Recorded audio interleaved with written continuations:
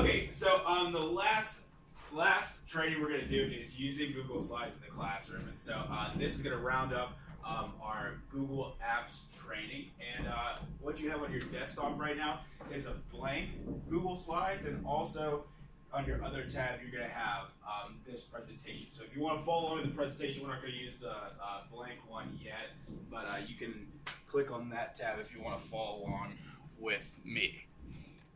Okay, so what is Google Slides? Google Slides is a free app on Google platform, just like the other apps we've been using, and it's presentation software. After using Slides for a short time, you're going to just see that it's pretty much PowerPoint, but it's done by Google. So essentially anything that you guys develop in your class with PowerPoint, or anything you use with PowerPoint, can be done in Google Slides. They're pretty much interchangeable. And you can also, when making these things, you can download them as a PowerPoint file. So it actually marries really well with PowerPoint, so you won't have any problem using them with any Microsoft type things. So that's pretty cool. So in our instance, we have Microsoft. Why use this instead of PowerPoint? I mean, they're pretty much essentially the same thing. And even PowerPoint might it might have a little bit of extra things. There are some limitations in Google Slides, but why use this instead? It's free. So when you're ever in a situation where you don't have PowerPoint, you have to pay for it. So one of the best things about all these things is free. And Slides offers the same collaboration tools like we've done in the past. So the docs and the forms, you can work on them together. You can send them out to kids if they have a Gmail, so it's kind of nice with that whole Google platform collaboration tool. You can use this with that. PowerPoint doesn't have that. So if you really want to do something with kids working together in the program, or you sharing out to the kids, this is something perfect for that.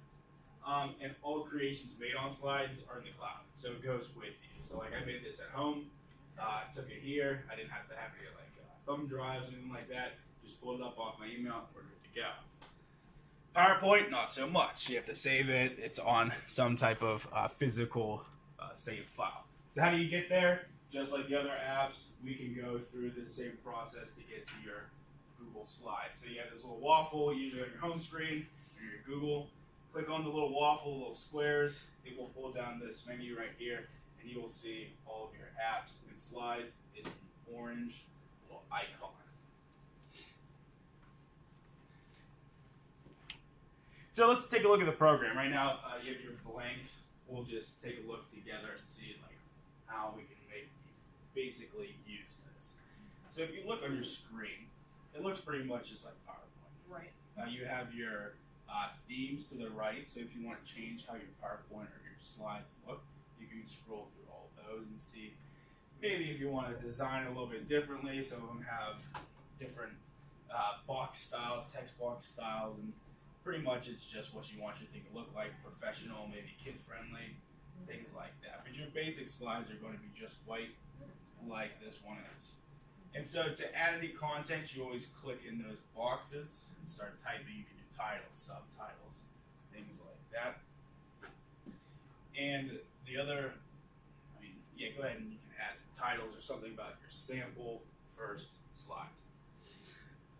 We're not going to really work too much on the samples because I want to get into the meat of what we can actually do on this. But go ahead, type something in, maybe something you have for a sample.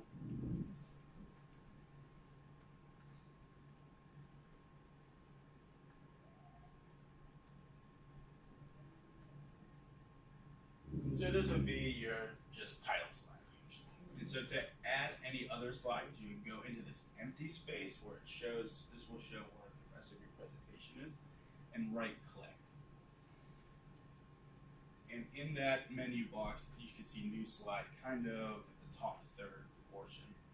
Yeah, right there. So then it just adds your new slide right here.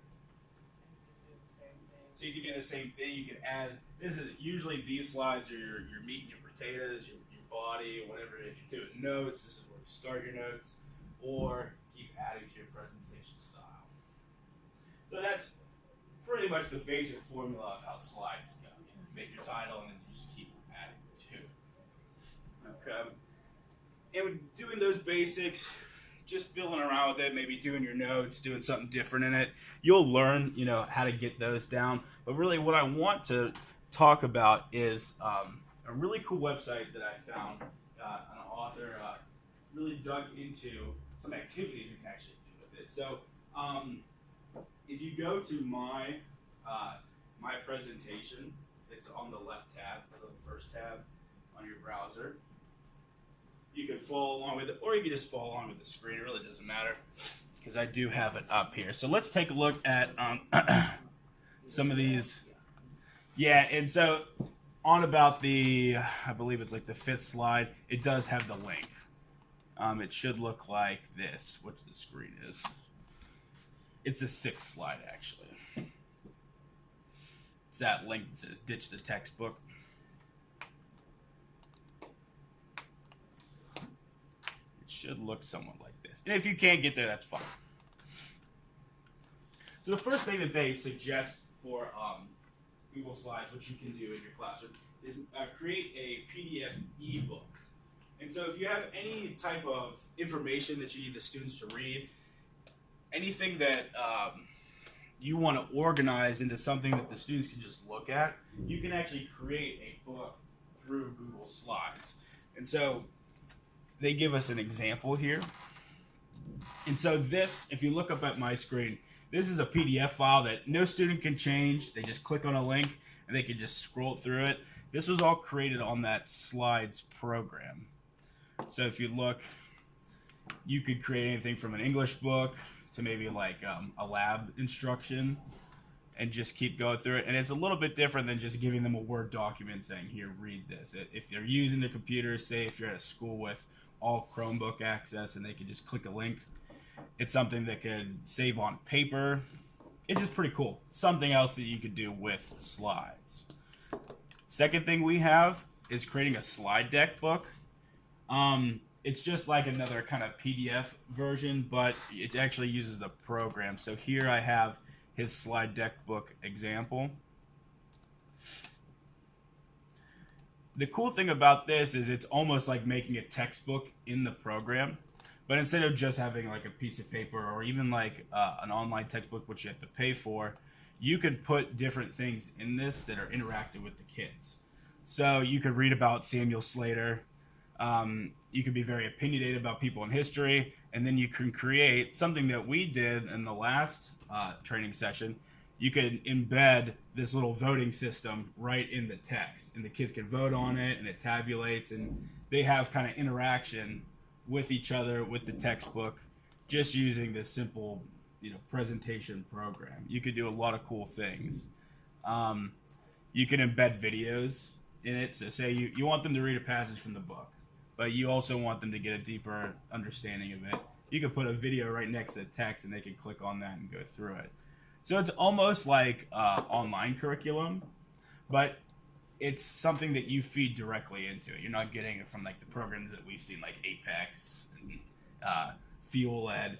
It's almost like you're making your own, but you have the freedoms to really put in the things you want there to be. We all know this really great PowerPoint game is making a Jeopardy game. I think that's the most creative thing that I went through undergrad, to use PowerPoint. These other things that we went through, I thought they were really cool because it actually uses a presentation program differently. But the standard is usually like Jeopardy. So you make a game, you can have all the categories, and when they click on the different categories, it gives them the question. So that's also available in this presentation too. So any type of quiz game that you want to make, you can create the point totals, and you can create the answers, and you can make a great game out of it. So 3 and 4, they're both kind of similar. Game show style game, Jeopardy. But they're still really valuable because it's kind of cool to do assessment that way. The 5th one, and this is probably going to be our last one, was really cool. It's an animated concept. So it's using those slides and using how you can have multiple and you can just keep clicking through. Kind of making like a stop animation of some type of concept that you're trying to teach. For me, it's really cool, and I have an example of this. If you're doing some type of geography lesson, or you're doing some type of like war lesson, you could show like where people move, or maps and how they change and things like that. So if you have anything, that you need to animate, which, you know, I didn't know that until I looked at this. I was like, oh, you can animate a map. You could do this in your PowerPoint or your slides program, and I have one up here that's very basic, but it's cool and it kind of gets your ideas flowing. It's on the Battle of Little Bighorn. So they just used, you know, really basic shapes, triangles and squares, but they made about 5 different slides. And I mean, just going through them, you're like, okay. But when you go into presentation mode, you see all the groups in the battle, and you could see their movement if it works. And you can see their movement when you click to the slides, so you can kind of see the progress. And it's very basic, but you can do some really cool things with any type of animations. Maybe if you talk about like evolution and the change of things, or anything that has any type of from one place to another, you can use this to animate, which is pretty cool. And so, to conclude this, where's mine? Okay. To conclude this, I just challenge us to maybe think outside the box and maybe use this. We're all really familiar with, at least I'm really familiar with using slides for notes and really basic information spreading, but maybe use one of these ideas that we've seen, really put that in the classroom. Right? Well, thank you. Appreciate it. This has been